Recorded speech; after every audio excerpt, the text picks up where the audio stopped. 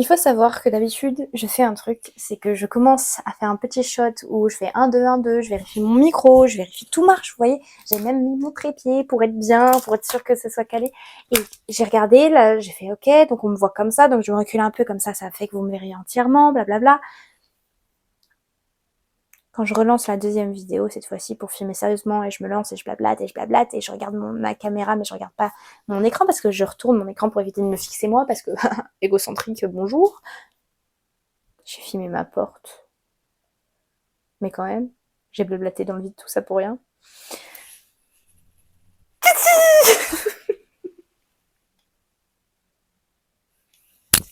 Ah, je suis vraiment pas douée. Vous en pouvez plus de moi? Moi, j'en peux plus de moi. Je me suis changée et tout. Bon, certes, je me suis pas maquillée, je me suis pas fait belle. Au moins, je vous ai pas menti là-dessus.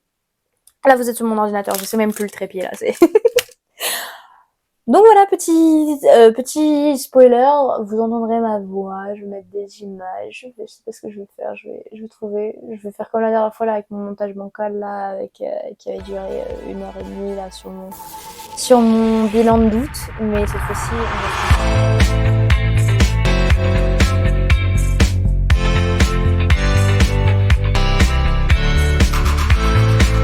Hello, hola, bonjour, bonsoir, en bref, salut mes petits cocos et bienvenue à tous les futurs potentiels petits abonnés sur ma chaîne. Bon retour du coup aux habitués. C'est parti pour ma 7e vidéo en français sur les 3 séries que j'ai l'habitude de faire, qui sont mes favorites, dont je vous parle pendant une vidéo entière. Je vais commencer par une dont j'ai pas beaucoup entendu parler en fait, en tout cas pas depuis sa sortie. Je me rappelle vaguement peut-être d'une fois ou deux où ça a été mis sur Bookstagram, et c'était pile poil à l'époque où ça sortait, mais du coup maintenant je n'en entends plus parler, c'est dommage, c'était plutôt une bonne série. Elle a été un peu sous-cotée celle-ci, donc je la mets en avant. Donc il s'agit de la trilogie que j'appelle Conspiration. Je crois que c'est parce que comme en anglais on a gardé le titre du premier tome pour désigner toute la série.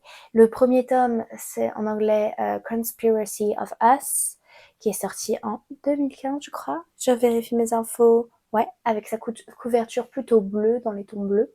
Bleu foncé, bleu marine. Pas le bleu que je préfère, mais c'était bleu.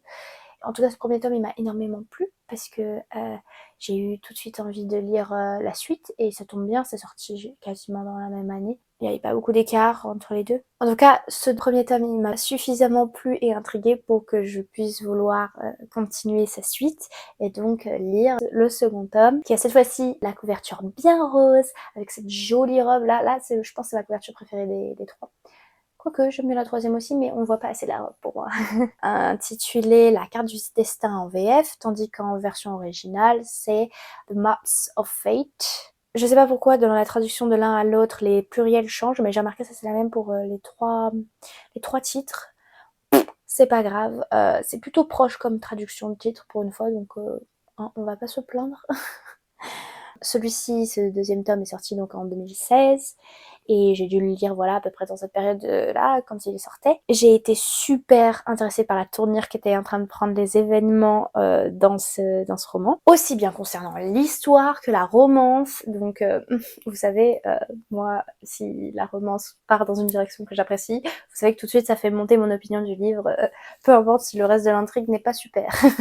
Mais là ça va, c'était intéressant, c'était original. Enfin c'est pas original, je sais pas si c'est original, peut-être qu'après coup ce serait typique de l'époque 2015-2016 et tout là, avec tous ces livres avec les Pick Me Girl et tout, j'en sais rien. Mais en attendant, sur le moment quand je l'avais lu, j'étais en mode ah c'est intriguant, c'est captivant, c'est bien.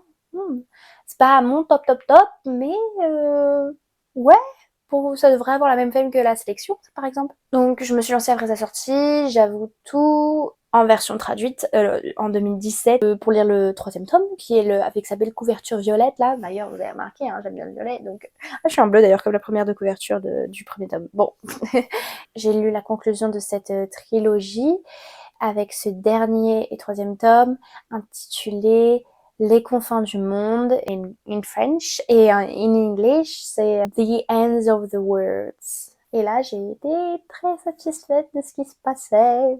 Bah, je pense du coup j'ai terminé de les lire vers ma fin de 3e, peut-être même pendant les vacances, mais je crois pas. Je me souviens pas que c'était pendant que j'étais en vacances. Entre la troisième et la seconde. Alors, maintenant, comme d'habitude, je vous dis comment j'en suis venue à lire ces romans-là. Donc, pourquoi est-ce que j'ai demandé du coup à ma chère petite mamounette adorée qui me regarde de me télécharger ce livre-ci et ses suites? Qu'est-ce qui m'a poussé à vouloir le lire? D'où j'en ai entendu parler? Bah, en fait, c'est simple.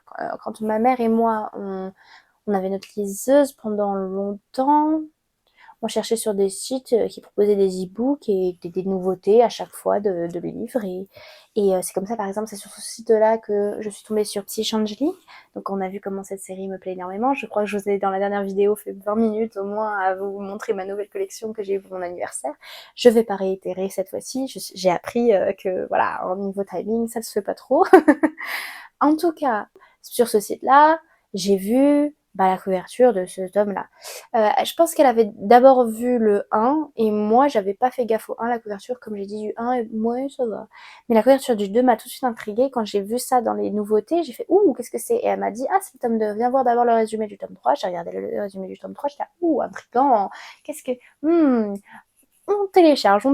Et je l'ai téléchargé, je l'ai lu, et j'étais oh, bonne prise. Pourquoi est-ce que cette couverture tout particulièrement m'a intéressée? Je sais pas si c'est parce que c'était l'époque. Je sais pas si c'est sorti avant ou après la sélection, mais c'était un peu le même style de couverture. Donc c'est-à-dire que, je sais pas pourquoi, il y a eu un moment, tous les young adults, donc tous les livres un peu d'ado, avec un minimum de romance, mais c'est pas l'intrigue principale, enfin quand même ça reste central, mais c'est pas principal. Avec une protagoniste, souvent, on lui mettait une jolie robe de soirée, de gala, presque même de princesse. On fait un joli décor ou non autour, genre un truc simple autour. Et ça tout de suite a captivé mon attention parce que j'étais en mode ah, ça va être comme la sélection. J'ai une autre série comme ça que je me suis fait un petit peu attraper comme ça dans les filets de l'édition. Je suis une bonne pigeonne, hein, je me suis fait avoir parce que cette autre série là, du coup, elle m'avait beaucoup moins plu. J'étais là, je suis pas fan. Et là, celle-ci, ça va. Donc, niveau résumé, voici ce que moi j'ai fait sur mon petit ordinateur pour vous.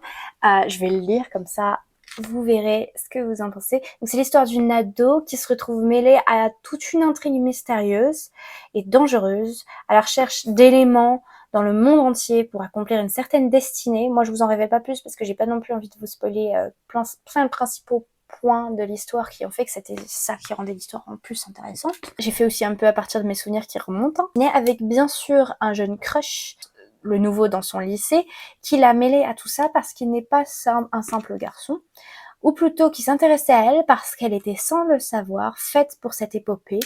Mais alors qu'elle n'a plus le choix de partir à l'aventure, il y a ce deuxième jeune homme qui les suit, avec qui la relation est un peu bancale entre les deux jeunes hommes, alors qu'il ne semble pas si digne de confiance, tout comme cette société secrète qui se met à s'intéresser un peu trop au sort de notre protagoniste. Pour moi, c'était une ado. Je sais qu'il y a un des messieurs qui est un petit peu plus vieux, donc ça peut déplaire à certains, mais franchement, il ne faut pas s'arrêter là-dessus. Donc c'est rempli de mystères, d'aventures, de voyages, de secrets, il y a un triangle amoureux, mais ça va, c'est bien fait parce que le premier tome, la romance était mouais et il y avait quelques indices que le deuxième personnage, peut-être un jour, il y aurait développement, mais c'était peut-être moi qui voyais trop loin, trop tôt. Et dans les tomes suivants, on voit que si, quand même, les sentiments évoluent. J'ai bien aimé la rédaction de ce triangle amoureux. En même temps, j'ai peut-être bien choisi mon côté. J'ai une tendance à choisir certains personnages, certains types de personnages, et ça n'a pas échappé cette fois-ci. Et heureusement pour moi, c'était le bon à choisir. Donc peut-être si vous n'êtes pas fan des triangles amoureux, c'est parce que vous avez peur à chaque fois de choisir la mauvaise personne. Ah bah c'est au petit bonheur la chance, hein, les affinités personnelles comme on dit. Ce côté de la romance que j'ai préféré, c'est principalement tout ce qui me reste de l'histoire. J'ai quelques vagues images en tête de scènes qui se passent concernant l'intrigue, mais j'arriverai plus à vous redire précisément où, quand, quel roman, de quoi ça parle et c'est quoi la conclusion finale. Je me rappelle de la romance plus qu'autre chose en fait. Alors que je crois me rappeler que c'était pas non plus genre l'essentiel du roman quoi quand même. C'est des bons souvenirs, c'est une bonne lecture, c'est plutôt simple, c'est sous-coté. Donc moi je me suis dit je vais plutôt la mettre en avant sur mes vidéos de mes séries favorites plutôt que de la mettre parmi mes vidéos des pas favoris, des livres que j'ai vus de ces séries qui sont un peu surcotées, mais pas vraiment, parce que elle l'est pas du coup. Ou alors des séries qui n'ont pas su atteindre les attentes que j'avais, qui étaient sûrement un peu trop hautes. Là, ça va, j'ai été agréablement surprise puisque j'y allais à l'aveugle. Je dirais que du tome 1 au tome 2, ça s'est amélioré, et du tome 2 au tome 3, soit c'était à peu près le même niveau, soit ça s'est encore amélioré. Que du positif. Ouais, parce que cette histoire, je l'ai pas lue, du coup, je l'ai lue il y a 6 ans maintenant, quasiment. Ça commence à être long si je relis pas souvent mes passages préférés, comme j'ai fait avec plein d'autres séries dont je me rappelle par cœur. Bah là, ça commence à être long pour moi, pour me rappeler de tout. Ceci dit, y a pas de bémol pour moi, là, comme ça. Je vous la recommande si vous êtes fan d'action. Ouais, il y a de l'action dedans, des énigmes basées sur un peu les faits historiques, les petites anecdotes historiques, un peu à la Indiana Jones avec toute une aventure, un groupe qui se forme d'amis. Je sais plus s'ils sont que 3 ou s'il y a une quatrième personne qui arrive au bout d'un moment. Elles peuvent paraître simples et mignonnes ces romances, mais j'ai bien aimé certaines scènes et il n'y a rien d'épicé, donc c'est ouvert à tout public. Je vais quand même vous parler d'une deuxième série, parce que dans cette vidéo, je n'en parle pas que d'une seule, favorite, que j'ai beaucoup appréciée, dont je me rappelle apprécier la lecture. En plus, celle-ci aussi, il y a des plot twists à gogo et une ambiance un peu stressante également. Parce que l'autre, c'était le stress de on devait courir partout. Là, c'est un stress de haha, faut vite régler nos soucis là parce que haha, à tout moment ça peut péter quoi. Cette fois, quand même, c'est bien plus connu par le public des lecteurs et lectrices qui, à mon avis, ont fréquenté beaucoup de tubes et beaucoup Instagram de l'époque. Surtout le francophone, hein, le côté francophone, on était bien fiers à ce moment-là de ce best-seller, dû à cet auteur Victor Dixon. Donc, je vous parle de la série qu'on connaît tous, ou pas. D'ailleurs, si vous connaissez pas, bah tant mieux. Écoutez, je suis contente de pouvoir vous introduire à cette série. Elle s'appelle Phobos. Premier tome qui se traduit d'ailleurs avec le titre Ascension, donc Ascension en anglais, est sorti début 2015 et j'ai dû le lire dans l'année même, mais heureusement pour moi, le second tome, il est sorti l'automne même de cette année, donc je l'ai enchaîné entre guillemets. Je sais plus si j'ai dû lire 2 ou 3 livres entre, mais en gros, je me rappelle que j'ai pas mis beaucoup de temps avant de lire le deuxième. J'ai pas eu à attendre tant que ça. Pareil, en 2015, il est sorti. Ce tome-là, il s'appelle Distortion en anglais. Et du coup, oui, ces 2 tomes-là, je les avais énormément appréciés. J'étais pas 100% satisfaite parce qu'il y a un petit aspect dans la romance qui m'a... Mais bon, on va dire que même toutes les options qu'il y avait, tous les couples qu'il y avait me satisfaisaient... Enfin, étaient plutôt intéressants à regarder. Donc voilà. C'était bien, ça m'a un peu secouée dans ma zone de confort de d'habitude, de quand je veux un couple au début de la série, et qui reste ensemble jusqu'à la fin. Non, là j'étais en mode j'aime bien le côté ça change un peu et tout, il y a des trucs qui se passent, voilà. Mais avant de rentrer dans les détails, je vais continuer sur l'ordre de lecture tout ça. Oui, parce que ensuite j'ai dû attendre 1 an pour le 3e tome, donc entre temps de 2015 à 2016, j'ai commencé à lire plein d'autres romans comme à mon avis les Chroniques lunaires, les Mortal Instruments, la sélection et tout le tralala, enfin bref, tout plein d'autres livres, peut-être même la conspiration. Tout ça faisait beaucoup d'autres lectures intéressantes, qui étaient rapides à lire, simples à lire, qui m'intriguaient, qui avaient des romances, qui avaient tout ce que j'aimais. Donc quand je suis retournée dans ce tome-là, c'était à la limite de ma période où je suis retournée dans mon slump. Vous savez, la période où j'ai arrêté de lire là de lycée à maintenant. Avant de faire un arrêt complet de lecture, c'était tout simplement parce que je commençais à tomber sur des lectures qui me motivaient moins en moins et que mes séries que j'avais beaucoup aimées, c'était terminé. Tandis que les prochains tomes que j'attendais, ils avaient du temps avant de sortir. Donc j'ai lu celui-là, mais j'étais pas dans la condition idéale pour profiter de cette lecture. Et du coup, ça y a pas échappé. C'était un gros livre, hein, donc pas aussi long que le dernier, mais c'était un gros livre. Et je pensais que ça serait le dernier de la trilogie et que du coup, il se passait des trucs dedans. J'étais pas 100% à fond dessus. J'ai trouvé ça long, un peu lent, mais je pense que principalement ça venait de moi. et que j'étais juste pas dans le mood d'humeur à lire un aussi gros roman. Ça y a pas échappé, j'ai pas été si fan que ça, donc après j'ai plus eu envie de lire même pas la nouvelle sur les origines de certains personnages qui est sorti même pas quelques mois avant, mais je voulais d'abord lire le gros roman et j'ai bien fait parce que je pense que j'aurais pas tenu de lire d'abord la nouvelle et j'aurais encore plus eu de retard. Moi du coup le 4e tome, je suis complètement passée à côté, j'ai pas eu l'info, je crois que j'ai arrêté d'être sur Booktube à ce moment-là aussi carrément. Je pense que ma mère l'a téléchargé parce qu'elle lisait aussi Phobos et elle l'a téléchargé et elle me l'a mis sur ma liseuse en même temps pendant qu'on rajoutait des trucs sur ma liseuse, mais j'ai touché plus tellement maintenant à ma liseuse quand c'est sorti. Donc j'ai mis du temps avant de lire ce dernier tome et puis de toute façon je l'ai repoussé un peu quand j'ai fait ma reprise là en septembre 2022 parce que j'étais en mode je sais qu'il est sur ma liseuse, je vais finir tout ce qu'il y a sur ma liseuse, mais de mémoire le 3e tome c'était pas tant ça, donc qu'est-ce que ça va être ce 4e tome, je suis pas sûre que voilà. De partir si défaitiste alors que j'étais dans la reprise de mes lectures de ce 4e tome qui est sorti en 2017 puisqu'il est sorti encore un an après le 3e tome. J'avais fait une overdose en fait de cette grosse série qui est quand même assez lourde à lire, même si c'est très passionnant et très intéressant, bien détaillé, tout à fait en fait intéressant les sujets abordés. Il n'y a pas que la romance dedans qui m'a tapé à l'œil, même si ça fait beaucoup jouer le côté qu'il y avait plein de romances. C'est bizarre d'ailleurs, ce 4e tome, je ne trouve pas son titre en anglais parce que je crois pas qu'il a été traduit alors que ça commence à dater, donc peut-être que comme moi les Américains avaient cru que c'était qu'une trilogie et du coup avec la fin de la trilogie on est en mode t'aurais pu faire mieux.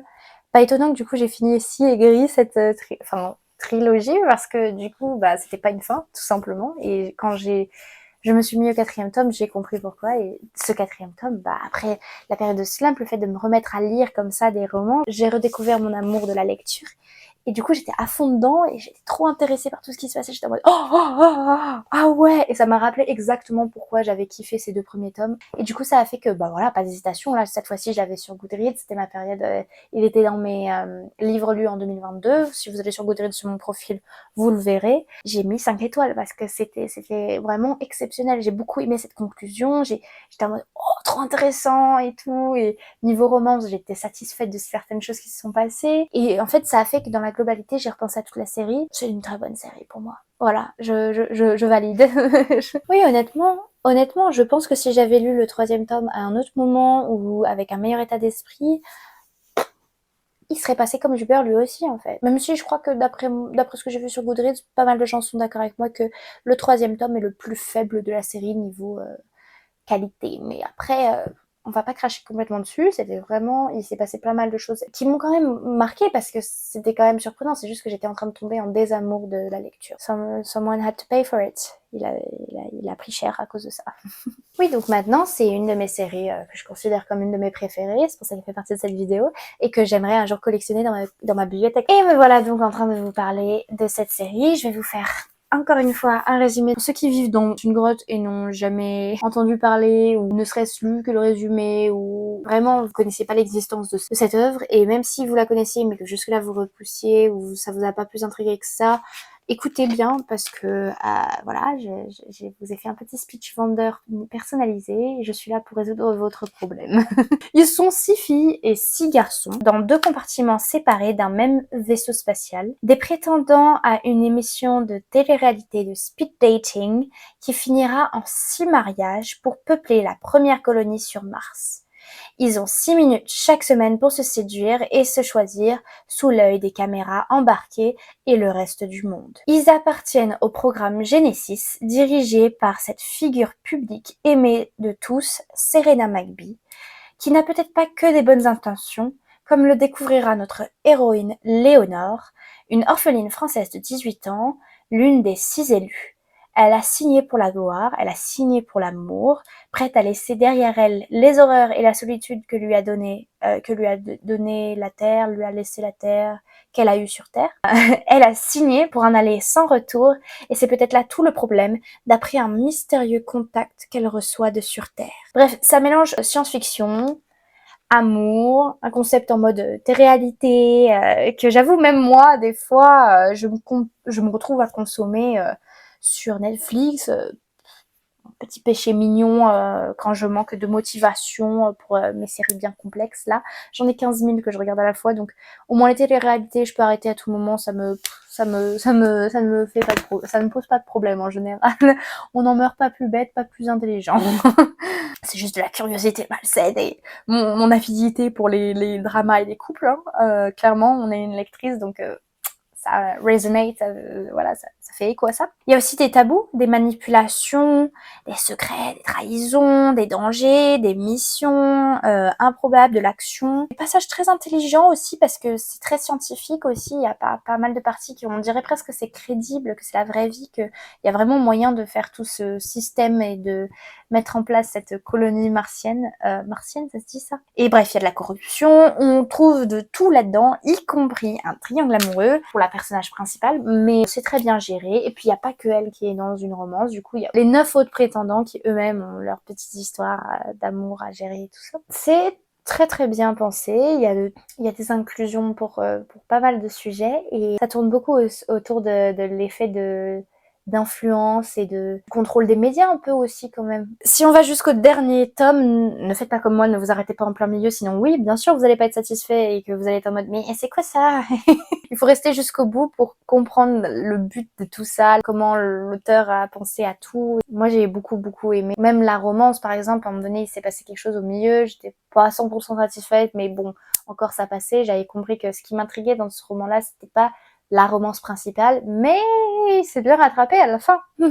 J'étais en mode après, j'étais dans un bien meilleur mood, trop contente de retrouver la lecture. Alors, ce qu'il faut retenir, du coup, si vous les avez toujours pas lus et que vous hésitez encore, conclusion, ma petite recommandation, mon petit conseil, c'est allez-y, foncez, je vous y pousse là. Allez, lisez. C'est plutôt accessible, c'est pas épicé. S'il y a des scènes, c'est pas décrit. On se coucha, on se toucha et bonne nuit. Et demain, je me réveille et j'arrive pas à croire que j'ai fait ça ou un truc comme ça. Vous voyez, ça m'a même pas marqué, donc c'est pour dire à quel point c'est pas essentiel. Maintenant, à propos de la dernière série de la vidéo, déjà je vais commencer par une petite confession, je ne l'ai pas fini. C'est moi m'expliquer, vous énervez pas. Pour ma défense, j'ai lu le premier tome il y a fort longtemps, sans savoir qu'il y avait une suite. Puis quand je l'ai découverte, je l'ai lu. Et ensuite, je n'ai jamais su qu'il y avait un troisième tome. Franchement, cette vidéo, c'est de pire en pire. On dirait que je m'informe jamais de mes lectures. Et je l'ai découvert, je crois, l'an dernier ou il y a quelques mois quand j'étais sur Goodreads. Donc, je compte bien rattraper ce retard.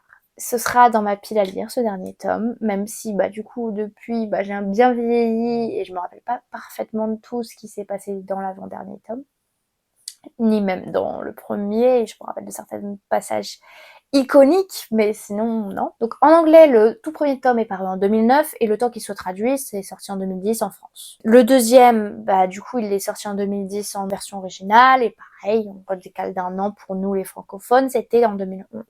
Donc le dernier tome, il est sorti certes en 2011 en version originale, anglophone, je sais pas si c'est américain ou british, mais en tout cas voilà. Le temps que ce soit traduit, du coup nous c'est sorti en 2012 en France. Donc j'ai découvert ce premier tome à la bibliothèque, enfin la médiathèque, où j'allais chercher un caddie entier de romans avec maman chaque semaine, tellement on consommait elle et moi. C'était un peu avant d'avoir ma liseuse à 12 ans donc. Alors justement je pense que j'ai dû voir le deuxième tome pile au moment où j'avais eu ma liseuse, donc je n'allais plus à la bibliothèque, mais j'accompagnais parfois ma maman faire des courses et à chaque fois je passais moi devant le rayon Carrefour pour m'inspirer pour des téléchargements. Et là j'ai vu qu'il y avait ce deuxième tome et c'était un petit livre de poche, donc ma mère me l'a pris. Et d'ailleurs je l'ai avec moi, mais je ne compte pas vous dire tout de suite le titre. Je me cache tout. Donc là, je l'ai en papier dans ma bibliothèque. Mais il est un peu solitaire, il est tout seul, il est abandonné. Il a ni son pote d'avant, ni son pote d'après. Parce que, du coup, je les ai jamais pris. Et c'est dommage. Et du coup, ils sont dans ma wishlist pour Noël et pour toutes les prochaines fêtes à venir où j'ai besoin de cadeaux. Si d'ici là, ça vient pas, j'achète moi-même, bien sûr. Sauf que j'aimerais avoir le même format, donc un livre de poche. Donc je sais pas s'il y en a encore. Parce que je n'ai jamais su qu'il y avait le dernier membre de cette trilogie. Je sais ce qu'il y a quelques mois où j'ai cherché du coup à noter toutes mes anciennes lectures sur Goodreads. Et là, du coup, je clique sur le lien de la série pour directement accéder aux 2 premiers tomes et leur mettre des étoiles. Puis là, je vois, il y a une troisième couverture là en dessous et je suis en mode, dis donc, je me souviens pas t'avoir lu, toi. Il s'agit de livres un peu pour enfants. Ça s'appelle L'école de la peur et ils sont écrits par Alors là, c'est difficile à lire. Giti, ça a l'air d'être son prénom. Je ne sais pas si c'est une femme ou un homme, je n'ai pas cherché. Et Daneshvari. Je le fais à l'anglaise alors que c'est Daneshvari. Daneshvari. Et donc là, le deuxième tome, c'est l'école de la peur. Non, l'école n'est pas finie. C'est apparemment dans la catégorie fiction de livres de poche. Ah bah si, j'ai une photo de Madame Giti Daneshvari, c'est une femme. Et elle est très jolie dans cette photo. Bon après, ça commence à dater la photo, mais elle était très jolie. Tiens, je vous lirai le résumé après qu'il y a un quatrième de couverture. Ah, quoique c'est le deuxième. Bon, je vais juste vous faire la petite phrase d'accroche qu'il y a là sous l'image iconique. Donc, je me rappelle qu'on suit 4 préados qui, durant l'été, au lieu de partir en vacances en famille ou peu importe ce que d'habitude on fait typiquement en vacances, ils vont dans une école un peu spéciale parce qu'ils ont tous les 4 un petit souci à régler et c'est un programme mis en avant pour vanter ses mérites d'avoir réussi à débarrasser plein d'élèves et d'étudiants et de jeunes personnes de ce type de problème. Donc ils sont tous avec des phobies bien handicapantes, c'est-à-dire que par exemple, je me rappelle, il est pas là dans la couverture. Bon, d'un garçon, il a peur de l'eau, mais genre la mer, la fleuve, enfin bref, il a jamais appris à nager et il a juste peur de base de l'eau. Alors qu'il vit au bord de mer et qu'il se fait passer pour un surfeur auprès de ses amis et bref, il a une peur panique de l'eau. Il y a une autre madame qui, bah t'as l'air, non, toujours pas sur la couverture. Parce que là, il y a une troisième personne et on sait pas c'est qui. Il y a une autre madame qui a du coup, qui est claustrophobe. Et ça, moi, j'avais une amie qui l'était, donc je savais ce que ça voulait dire. Et c'était la peur de l'enfermement. Ah oui, la peur de l'eau, au fait, c'est l'aquaphobie. Voilà. Et là, elle est claustrophobe, donc elle a peur d'être enfermée et d'être dans des espaces étroits, clos, enfin, un point où elle se forçait à par exemple pas boire beaucoup pour ne pas être aux toilettes, ne pas avoir à s'enfermer aux toilettes. Il y avait aussi une troisième personne et une deuxième fille, donc c'est elle qui est arachnophobe, enfin elle est antonophobe, donc elle a peur de tout ce qui est les bébêtes les petits insectes, hein, mais principalement ce qui revient beaucoup c'est l'arachnophobie, et comme ça c'est un truc que pas mal de gens, même si on n'est pas dans le cas désespéré de cette mademoiselle qui se trimballe avec son voile de guépière là et c'est spray tout le temps prêt en mode bombe, je vais faire un petit massacre d'insectes si on ose m'approcher, et dès qu'elle rentre dans une pièce et tout et elle sent fort à cause de cette odeur là. On n'est pas dans ce cas là tous, mais bon, on est nombreux à pas apprécier quand il y a une araignée près de nous quoi et qu'elle est dans notre chambre, même si ça fait maison saine. Maison saine chez les autres. Bon. Et surtout, il y a le dernier garçon, donc lui, juste là, qui a la phobie de la mort. Donc il est thanatophobe, il a la thanatophobie, donc la peur de la mort, mais à un point extrême où il est genre devenu hypochondriaque, donc il doit tout désinfecter, il se renforme sur tout, dès qu'il y a un signe qui rappelle la mort, il est pas bien, dès qu'il est... Enfin bref, absolument tout. Donc les églises, tout ça, c'est mort, les cimetières, crise cardiaque, enfin, il peut pas aller à un enterrement, non, la mort c'est non. Ce qui peut être un peu compréhensible, mais lui c'est un stade où il s'en empêche de vivre justement, ce qui est un peu paradoxal. Le concept m'avait intriguée, jeune, parce que j'ai toujours, à ce jour encore d'ailleurs, eu cette phobie que pas mal de gens ne comprennent pas parce que ça concerne un animal que beaucoup adorent et que à chaque fois qu'ils voient des vidéos sur eux, ils sont en mode «Oh, trop mignon!» Il y a même des gens qui disent qu'ils sont meilleurs que les humains, ce qui est peut-être vrai, mais enfin, j'ai quand même peur quand ils sont là. Je me paralyse, je me contrôle beaucoup mieux qu'avant, parce qu'avant, je pleurais, je criais, je voulais pas m'en approcher. Les gens, en plus, ils aimaient bien en rigoler. Et bah maintenant, les gens, ils sont en mode les chelous, mais ils me laissent vivre ma vie et je me paralyse quand vraiment il y en a un qui s'approche et que j'ai pas envie qu'il m'approche, j'ai pas envie qu'il me touche. Ça me met vraiment pas bien ça, mais je les tolère quand enfin, j'aime pas quand ils sont, enfin, chez moi. Je suis pas fan, donc il y en a très rarement chez moi. Mais quand je vais chez les gens et tout, je suis pas super bien. Tant qu'il m'approche pas, ça passe. Si par exemple il est à l'étage du dessous et moi au-dessus, ça passe. Si on est au même étage, loin. Et donc, je parle évidemment des chiens, donc je suis cynophobe. Et je crois que tout le monde m'a toujours fait la blague. Ah, mais du coup, t'as la phobie du cinéma? Non, non, ça c'est cinéphobe. Moi, je suis cynophobe, donc c'est la phobie des chiens, comme les brigades cynophiles. Vous savez, c'est ceux qui aiment les chiens, ceux qui ont des chiens avec eux. Mon frère, par exemple, est tout l'opposé de moi. Il voudrait être... si jamais il marche pas dans cette carrière qui s'est lancée pour l'instant, il voudrait devenir policier juste pour la brigade cynophile, ou gendarme, ou peu importe ceux qui bossent avec des chiens, quoi. Voilà, on est bien à l'opposé, c'est le yin et le yang. Hein. Avant qu'on me juge, sachez juste que je ne dis pas que je les déteste, hein, ou que je leur souhaite du mal à ces animaux. Je juste qu'ils soient loin de moi. Je me suis pas bien. Hein. Ouais, même si on me dit il est gentil, mais t'inquiète pas, il a eu plein de bébés, il peut caresser. Non, caresse ton chat si tu veux, mais touche pas moi. Moi, je m'approche pas. Voilà, voilà. Donc c'est encore moi, c'est pas au niveau où c'en est eux, parce que eux, par exemple, ils verraient le chien, ils seraient en crise cardiaque et ils seraient morts en fait. Donc ça va. Là, je vois, sur ce livre-là, il y a une nouvelle petite personne et je ne sais plus qui c'est. Donc c'est fantastique tout ça. On va s'arrêter là.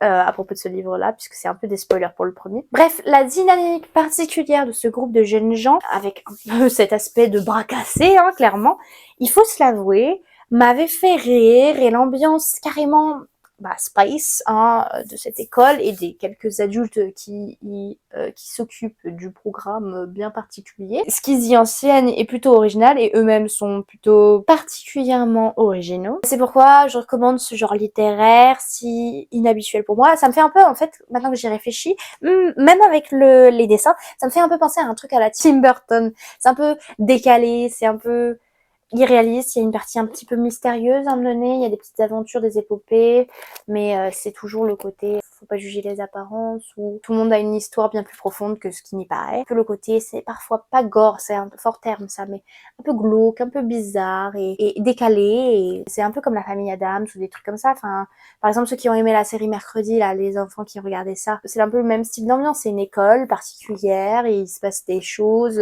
particulières, et bon, il n'y a pas de fantastique non plus. Enfin, je crois pas me souvenir en tout cas. Je recommande principalement aux plus jeunes, ou si pour Noël, par exemple, vous voulez offrir une lecture qui n'a sûrement pas trop mal vieilli pour vos Minimoys, eh bien, allez-y. Quoique, du coup, c'est plutôt une lecture d'Halloween. J'aurais dû en parler peut-être un peu plus tôt de ce livre-là. Bon, c'est pas grave, hein. J'ai dit que j'accordais pas mes livres et mes lectures et tout ça en fonction des saisons. Je fais dans l'ordre dans lequel j'ai écrit une liste et dans l'ordre dans lequel j'ai envie d'en parler et de mon plaisir d'en parler. Voilà, voilà. Bien, voici là tout ce que j'avais à vous dire. Nous sommes donc à la fin de cette vidéo. Sur ce, je vais retourner à ma liseuse. Comme d'habitude, moi, je vous souhaite d'avoir de bonnes lectures. J'espère que vos dernières semaines de travail ou de vacances se passeront bien. J'espère que vous n'êtes pas trop stressés si vous êtes en pleine période d'examen. Moi, ça commence à arriver. Je suis en mode ça va être chaud. Je vous dis à bientôt. Enfin, en tout cas, j'espère. On verra comment j'arrive à m'organiser. Et sinon, bisous, bye bye.